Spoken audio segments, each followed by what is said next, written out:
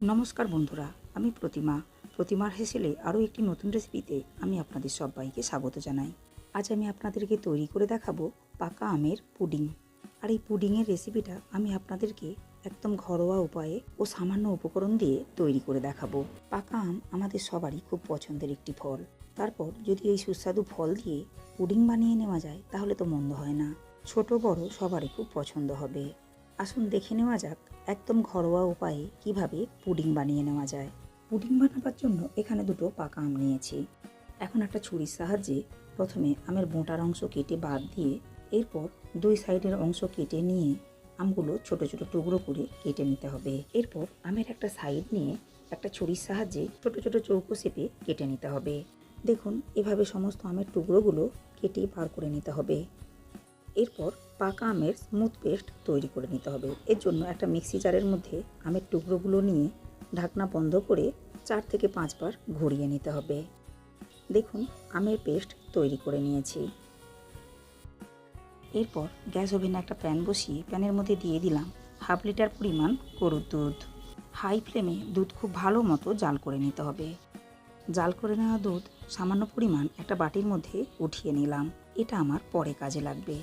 বাকি দুধটা ঘন করে জাল করে নিতে হবে। বাটির মধ্যে উঠিয়ে নেওয়া দুধটা খুব ভালো করে ঠান্ডা করে নিয়ে এরপর এর মধ্যে দিয়ে দিলাম 3 টেবিল চামচ পরিমাণ কর্নফ্লাওয়ার।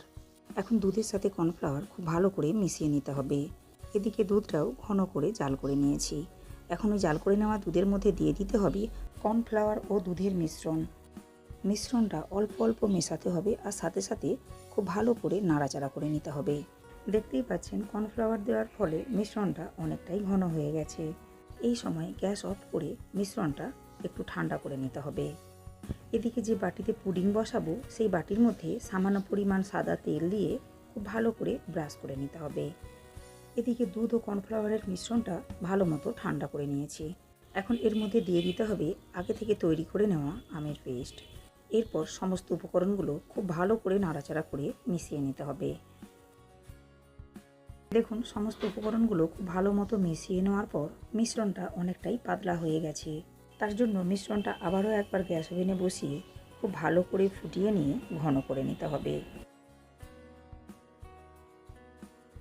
দেখুন মিশ্রণটা 5 মিনিট মতো ফুটিয়ে নেওয়ার পর অনেকটাই ঘন হয়ে গেছে। এখন গ্যাস অফ করে মিশ্রণটা নিয়ে নিতে হবে তেল লাগানো বাটির মধ্যে। এরপর মিশ্রণটা খুব ভালো মতো সেট করে নেওয়ার জন্য সম্পূর্ণ ঠান্ডা হওয়া পর্যন্ত অপেক্ষা করতে হবে। তবে হাতে কম সময় থাকলে মিশ্রণটা ফ্রিজে রেখে ঠান্ডা করে নিতে পারেন। দেখুন পুডিংয়ের বাটিটা আমি প্রায় 1 থেকে 1.5 ঘন্টা বাইরে রেখেছিলাম। দেখতেই পাচ্ছেন পুডিংটা খুব ভালো মতো বসেছে আর বাটি থেকে খুব সহজেই উঠে আসছে। এখন পুডিংটা অন্য একটি পাত্রে নিয়ে নিতে হবে। তার জন্য এখানে একটা প্লেট বাটির উপর এইভাবে রেখে উল্টে নিলেই খুব সহজেই পুডিংটা উঠে আসবে। দেখতেই পাচ্ছেন পুডিংটা খুব ভালো মতো বসেছে। এখন দুটো আমের টুকরো দিয়ে পুডিংয়ের ওপরটা একটু সাজিয়ে নিলাম। এই গরমে পুডিংয়ের রেসিপিটা একবার ট্রাই করুন। আশা করি রেসিপিটা ভালো লাগবে। রেসিপিটা বাড়িতে বানালে কমেন্ট করে জানাবেন রেসিপিটা আপনাদের কেমন লেগেছে। আমার আজকের এই পাকা আমের পুডিংয়ের রেসিপিটা আপনাদের ভালো লাগলে লাইক ও শেয়ার করবেন।